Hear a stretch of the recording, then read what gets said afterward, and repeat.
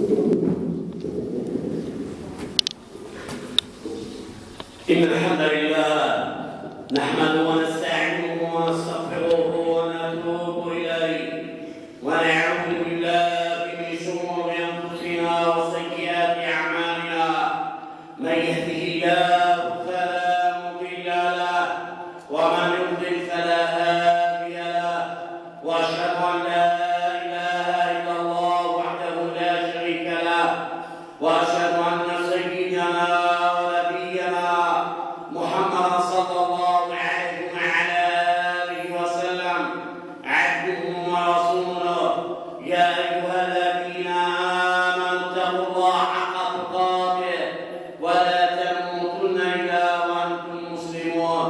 اللهم لا سهل إلا ما جعلته سهلا، وأنت إذا شئت جعلت الحسن سهلا، فسهل أمورنا برحمتك يا أرحم الراحمين. ربنا وسعت كل شيء رحمة وعلما، فاغفر للذين تابوا واتبعوا سبيلك وقهم عذاب الجحيم.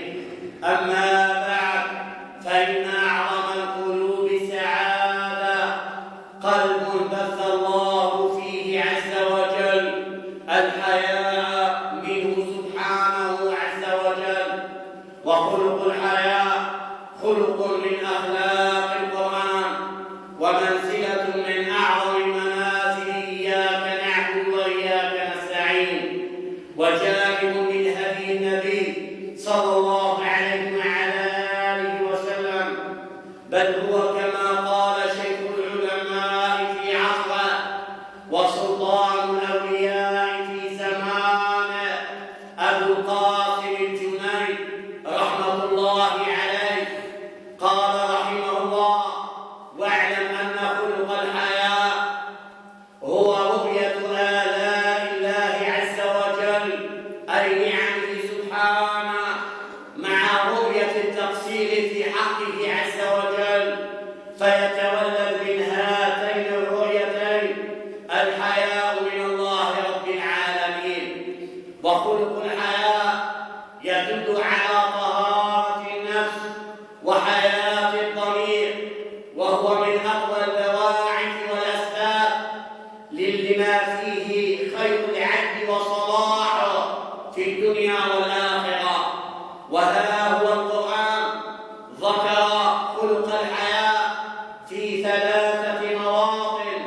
أما الموطن الأول ففي سورة البقرة: إن الله لا يستحيي أن يضرب مثلا ما بعوضة فما فوقها، أي لا يدع عز وجل ولا يترك، لأن الإنسان إذا استحيا من شيء تركه.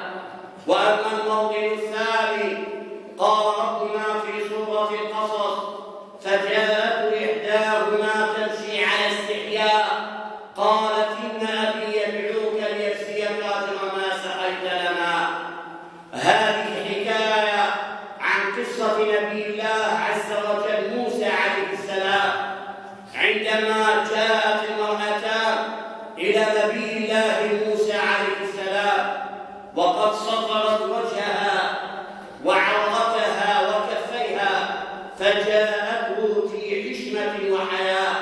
قال ربنا: فجاءته إحداهما تمشي على استحياء قالت إن أبي يدعوك ليجزيك أجر ما سقيت لنا. وأما الموطن الثالث في سورة الأحزاب قال ربنا: إن ذلكم كان يؤذي النبي فيستحيي منكم والله لا يستحيي من الحق. هذه الآية نزلت في وليمة زينب بنت رسول الله صلى الله عليه وعلى آله وسلم. وكان بعض الصحابة أطالوا الجلوس في بيت النبي صلى الله عليه وسلم، فاستحيا رسول الله صلى الله عليه وآله وسلم أن يقول لهم: انصرفوا اخرجوا. قال ربنا: إن ذلكم كان يؤذي النبي فيستحيي منكم والله لا يستحيي من الحق. وجاء في موطأ الإمام مالك من حديث عبد الله عن النبي صلى الله عليه وآله وسلم قال: إن لكل دين خلقا، وخلق الإسلام الحياء. وفي الصحيحين من حديث عبد الله بن عمر رضي الله عنهما قال النبي صلى الله عليه وآله وسلم: الحياء من الإيمان، والحياء خير كله. أخرجه الشيخان. وفي صحيح البخاري رحمه الله من حديث عبد الله بن مسعود وجابر بن عبد الله قال النبي صلى الله عليه وآله وسلم: الإيمان 70 شعبة، فأفضلها كلمة لا إله إلا الله، وأدناها إماطة الأذى عن الطريق، والحياء شعبة من شعب الإيمان. هكذا قال النبي صلى الله عليه وعلى آله وسلم. هذا هو الحياء. قالت سيدتنا عائشة رضي الله عنها: رأس مكارم الأخلاق الحياء. قالت سيدتنا عائشة: رأس مكارم الأخلاق الحياء.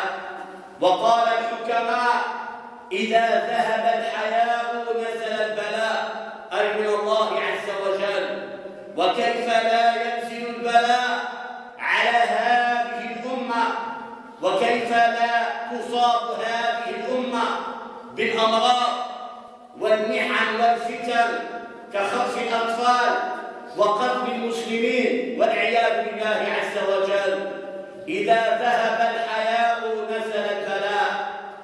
قال أيضا نبي الله سيدنا داود عليه السلام كما نقل الإمام السيوطي رحمه الله: أوحى الله إلى نبيه داود عليه السلام: يا عبدي لقد كبر سنك ورق جلدك ودق عظمك وحان قدومك علي، فاستحيي مني فإني أستحيي منك.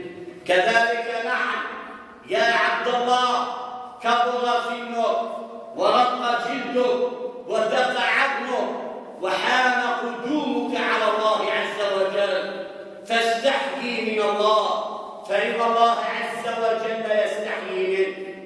قال الفضيل بن عياض رحمه الله: 5 من علامات الشقاء أي في الدنيا: قساوة القلب، وجفاء العين، وقلة الحياء، وطول الأمل، والرغبة في الدنيا. هذه من علامات الشقاء في الدنيا. ذكر منها قلة الحياء كما قال الفضيل بن عياض رحمه الله تعالى. وانظر إلى سيدنا أبي بكر الصديق رضي الله عنه كما في مصنف ابن أبي شيبة بإسناد صحيح. كان أبو بكر رضي الله عنه إذا صعد على المنبر قال: أيها الناس استحيوا من الله عز وجل، فوالله ما خرجت لقضاء حاجتي منذ بايعت النبي صلى الله عليه وسلم إلا وأنا مقنع رأسي، أن يغطي رأسه عند قضاء الحاجة استحياء من الله سبحانه عز وجل. وهذا علي بن أبي طالب رضي الله عنه كما في الصحيح: كنت رجلا مداء، أي بمعنى يخرج منه المذي، فاستحييت أن أسأل رسول الله صلى الله عليه وسلم، فأمرت المقداد بن الأسود رضي الله عنه فسأل في مكاني، فقال النبي صلى الله عليه وآله وسلم: فيه الوضوء. وفي صحيح البخاري كان النبي صلى الله عليه وسلم جالسا كاشفا عن فخذيه، فدخل أبو بكر ولم يلقي عليه ثيابه عليه الصلاة والسلام. دخل عثمان بن عفان ذو النورين رضي الله عنه، فسطر النبي صلى الله عليه وآله وسلم فخذه. قالت له سيدتنا عائشة: ولم فعلت هذا؟ قال النبي صلى الله عليه وسلم: يا عائشة، كيف لا أستحيي من رجل والله إن الملائكة لا تستحيي منه. وهو سيدنا عثمان بن عفان رضي الله عنه.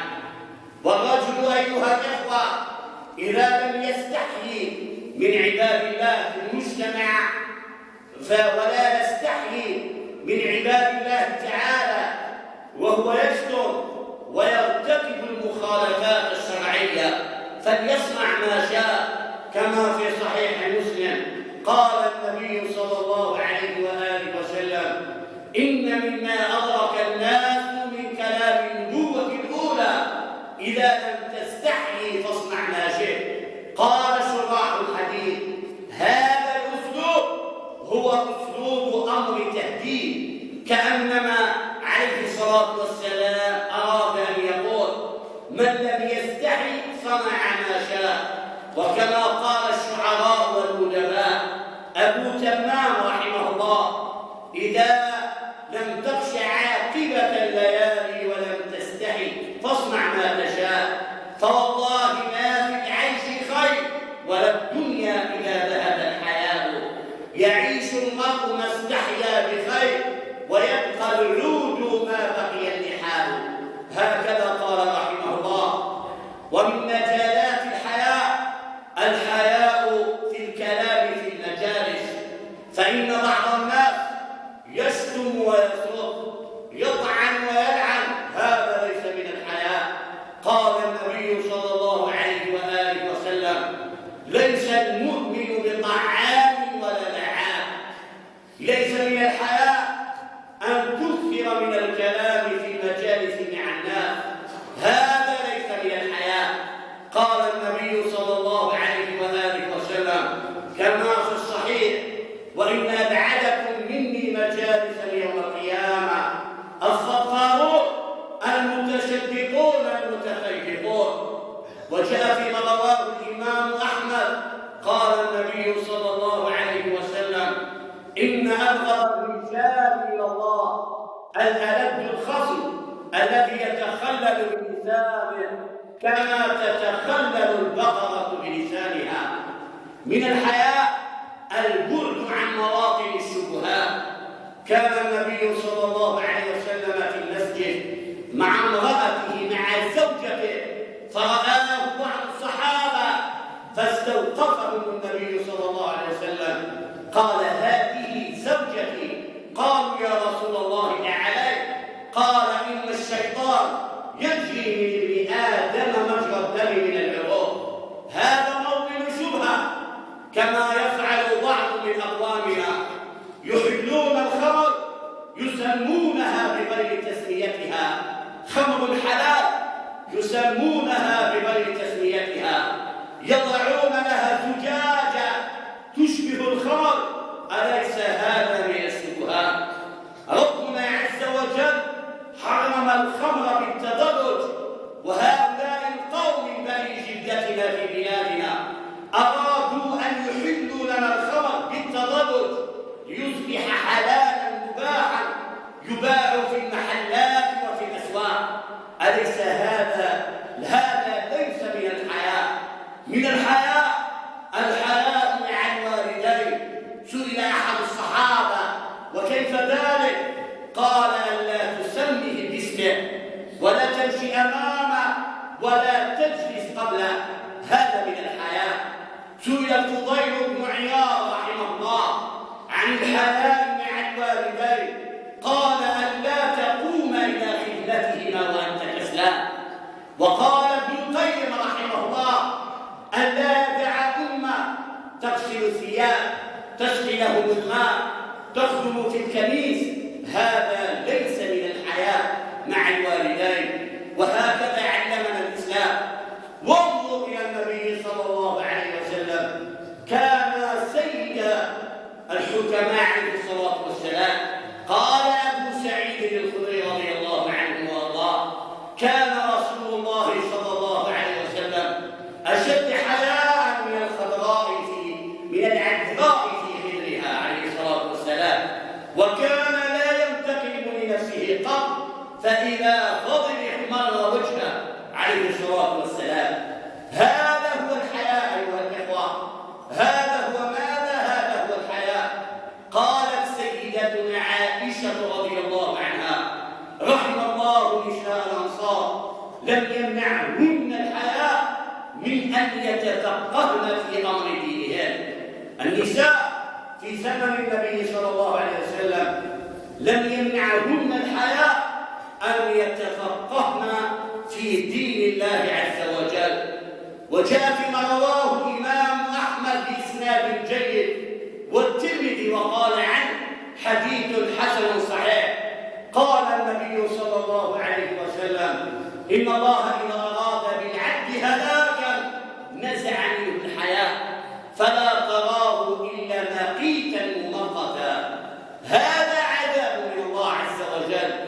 إذا أراد الله أن يهلك عبدا نزع منه الحياة، لا حياء فيه ولا حشمة، لا مع أهله ولا مع المجتمع ولا مع حاشيته وعشيرته، لا حياء ولا حشمة.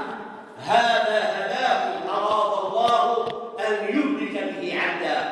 نسأل الله عز وجل أن يجمل قلوبنا بالحياة. ربنا آتنا في الدنيا حسنة وفي الآخرة